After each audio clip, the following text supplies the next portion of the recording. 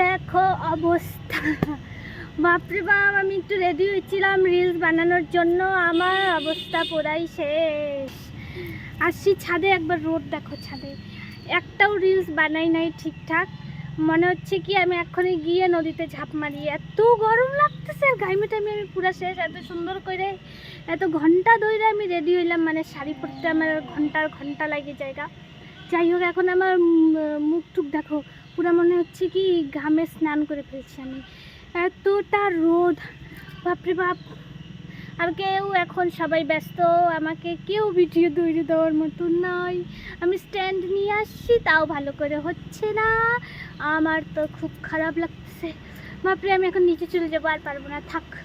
এত ভালো করে সাজলাম, আমি পারলাম না ভিডিও করতে, একটা ফটোও তুলতে পারি নাই। ভাবলাম যে ভালো করে রিলস করব সুন্দর সুন্দর গানে, কিন্তু না, এত ভালো করে একটা মানে চুলটা বাইধি সুন্দর করে 1 ঘন্টা লাগছে এই দুইটা বেনুনি করতে আমার, তাও আমার কিচ্ছু হইলো না, আমার মাথা টাথা পুরো গরম।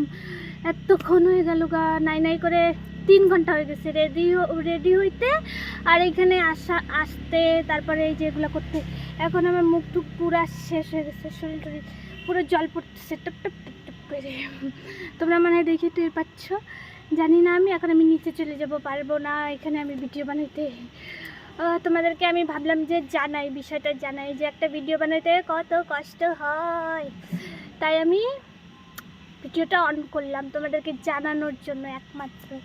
যাই হোক, তোমাদেরকে আমি দেখাই আর কি, রোদের টেম্পারটাই দেখো, ওরে বাপরে। থাক, টাটা, আমি পরে আসতেছি আবার, দাঁড়াও।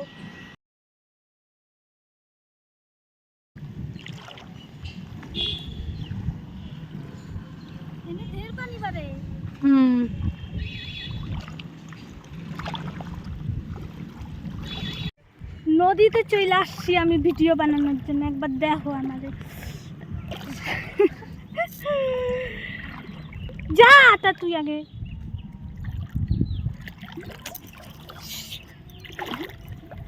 দেখো আমাকে, আমি নদী পার হয়ে যাচ্ছি আর ওটা ভিডিও করতে। ওই যে ওইখানে দেখো, মাঝখানে আছে এখন আমি নদীর। বাপরে, আমার একবার ভিডিও বানানোর নেশাটা দেখো তোমরা, কেমনে আমি ভিডিও বানানোর নেশাটা রাখছি বরকরার। নদীতে জলও বাইরে গেছে, কালকেই দেখে গেছিলাম জল নাই গা, আজকে একটু জল বাইরে গেছে। মানে এই দেখো কোন দিক দিয়ে, ও পাহাড়ে বৃষ্টি হয়েছে না, এর জন্য জল বাইরে গেছে। যাই হোক, এখন পার হই সাবধানে, নইলে আমার ফোন তো আর আইফোন না, জলে ডুবে গেলে বাইচে যাবে। যাই আগে উপরে।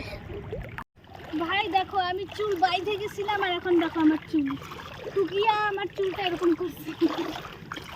আর আমার হালতটা দেখো, কালো কষ্ট হয়ে গিয়েছি আমি। ও তো এমনিতেও কালো, মেকআপ লাগালে পরিষ্কার হয়। আমি এমনিতেই কালো। যাই হোক, আমি ভাইসে যাই, আমার ফোনটা টুকি লাগতে দরকার নেই, আমার কাছে আছে ফোন, যেটা আছে আমার সাথে যথেষ্ট।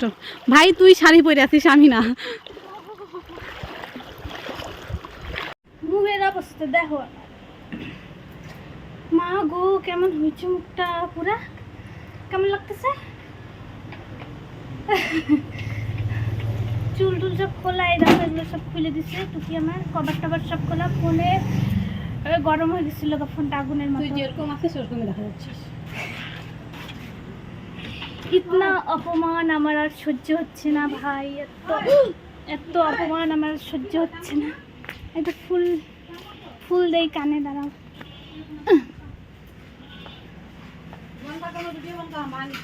এত সুন্দর ফুলটা ফুরিয়ে গেল আমার।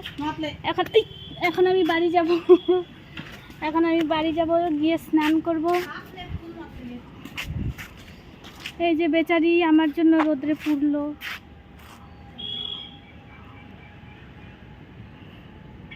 ঘাইমে না শরীরের সাথে চুল চিপকায় যাচ্ছে।